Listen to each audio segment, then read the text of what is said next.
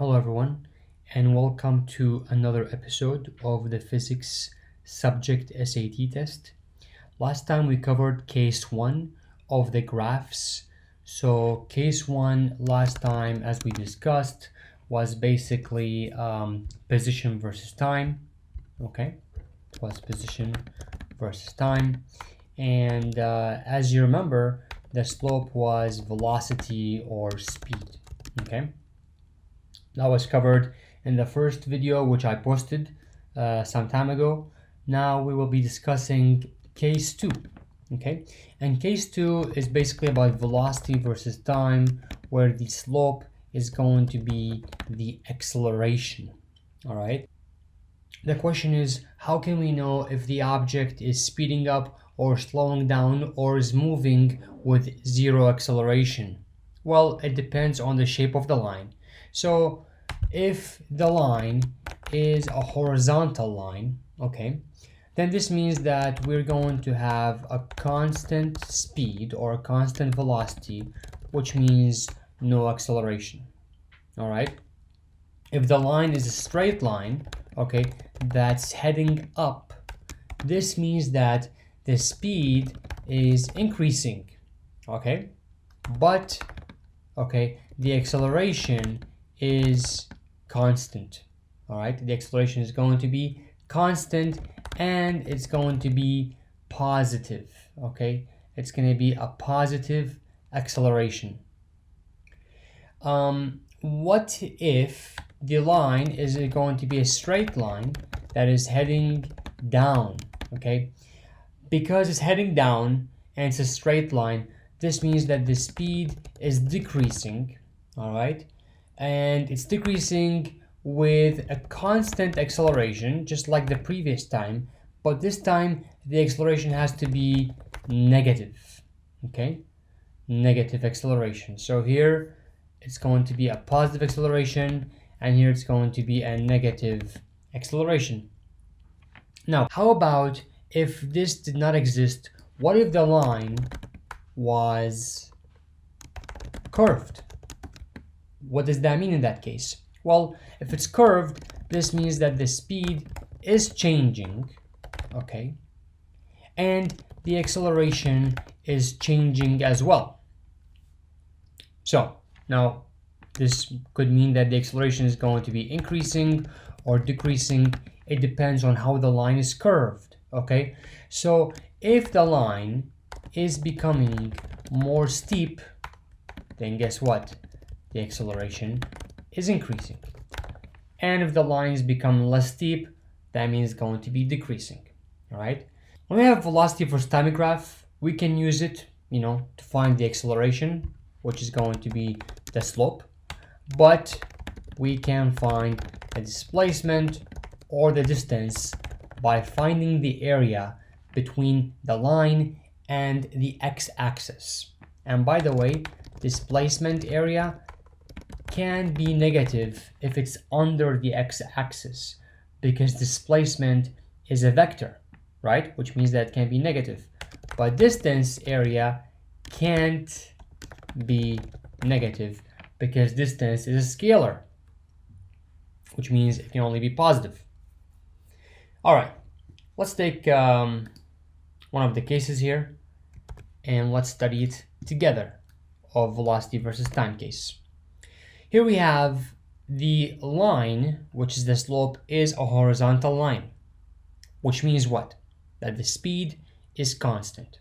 And if the speed is constant, this means that the acceleration is zero. All right? So in this case, we have a constant speed or constant velocity and also a zero acceleration. Let's take the following three figures, which all correspond to each other. All right? So what do we have here? Here we have a position versus time graph, okay, where the line is a straight line that is heading up. It's heading up, okay, which means what? The object is moving with a constant velocity, and because it's heading up, not down, this means that the velocity is positive. Guess what? it corresponds to this one. A velocity, okay, a velocity that is constant and positive. And if your velocity is constant, guess what? Your acceleration is going to be 0. All right? Okay. Let's take this other case here. And here we have a straight horizontal line, okay, which means what? Your velocity is constant at 6, so the acceleration is going to be 0. Now, suppose you get asked, okay, what is the distance covered in this time period between 0 and 5 seconds? Well, distance can be found from a velocity versus time graph. It can be found by finding the area between the line and the x-axis. If you look at this figure here, it seems like we're going to have a rectangle, okay, with the length of 6 and the width of 5. So the distance, okay, between 0 and 5 seconds is what is going to be the area of the rectangle, which is the length times the width. Okay, now length is going to be 6, width is going to be 5, and you get 30. So my distance in this time period is going to be 30 meters. Now, let's take another figure. Here we have this figure, okay, where the object, okay, is moving with a straight line that's heading up. So guess what?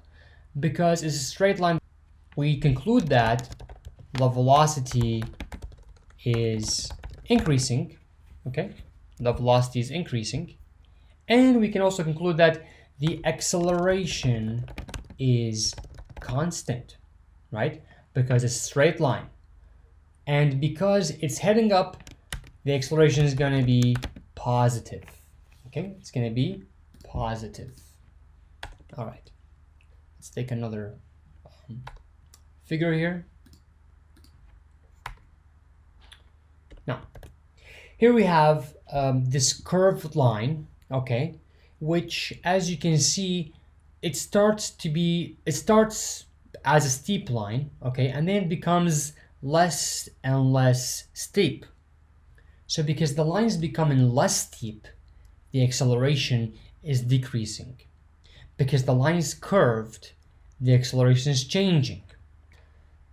Now, is the velocity increasing or decreasing? As you can see, it starts at 0 and then becomes 7 over time, so the velocity is increasing.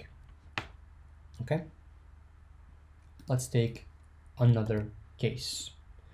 Here we have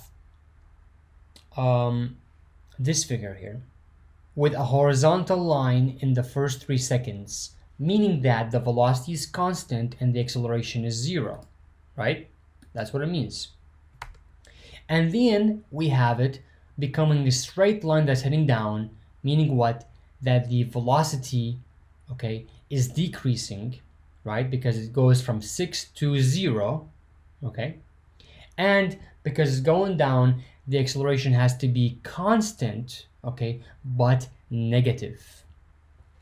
So, they might ask you, what is the acceleration of this object at the time of 4 seconds? And in this scenario, you can't just, look at this and say the acceleration is 4.5, because guess what? That's the velocity 4.5, not the acceleration. What we need to do basically is to find the slope of this line. And you've studied this in math, right? And so what does the slope, how do we find the slope in math?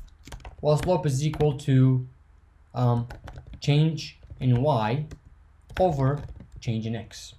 Okay, let's put this in the equation format. Slope is equal to, what is the y here? It's the velocity. And what's the x? It's the time. And so we're going to have basically the expression of y2 minus y1 over x2 minus x1. Okay. Now, of course, y2 means the final velocity. So I'm going to pick the time here, x2 as 7 seconds. And my time 1 has to be the beginning of this line, which happens to be at 3 seconds. My final velocity at 7 seconds is going to be 0 velocity. And my initial velocity happens to be at 6. So I'm going to have here a minus 6 over 4, which means a minus 1.5 meter per second squared, right? That's going to be my acceleration for this line. So when they ask you what is the acceleration at time 4 or time 5 or time 6, it's going to be the same, negative 1.5. Why is it negative? Because the line is going down. Okay. Then when I ask you now, what is the displacement between 0 and 7 seconds? Well, displacement can be found by finding the area between the line and the x-axis. Here we have two figures to keep in mind. This rectangle right here, and then the triangle, right? So to find the displacement, you must find the area of both shapes. So displacement is equal to area of rectangle plus area of triangle. In my rectangle, my length is going to be 6 and my width is going to be 3. In my triangle, okay, the area is what? Half by base by height. The base is going to be between 3 and 7, meaning 4, and the height is going to be 6. That should give me the displacement of 30. Okay, and because the area is above the x-axis, it's going to be a positive area, which means a positive displacement. Okay, let's take another case. Whenever the line is curved, keep in mind that the velocity is changing. Now, is the velocity becoming more or less? Well, since it's starting at, kind of 0 and then increasing to some value, then guess what? It's increasing. And because the line starts with not so much steepness and then becomes more steep, this means that the acceleration is going to be increasing as well. Okay? Good. Let's take another case. What do we have here? We have here a straight line that's going up, meaning two things. The velocity is increasing at a constant rate, and the acceleration is constant. And because the straight line is heading up, the acceleration has to be positive. Okay. Let's take another case, and this one is going to be self-explanatory. As you can see here, a straight line going up, positive acceleration that's constant, a horizontal line, 0 acceleration, and then we're going to have a straight line that's heading down, okay, negative constant acceleration. Now let's take those two figures that correspond to each other. All right, here we have position versus time, and we also have velocity versus time. As you can see here, the velocity is decreasing, okay, because it's coming to a 0, and then it's increasing, okay, over time. So decreasing over time, 0, and then increasing over time, which is corresponded to here, because here the velocity is decreasing, reaching a 0 momentarily, just like here. Okay, so reaches 0 at that point and then increases again, but guess what? Increases in the negative direction.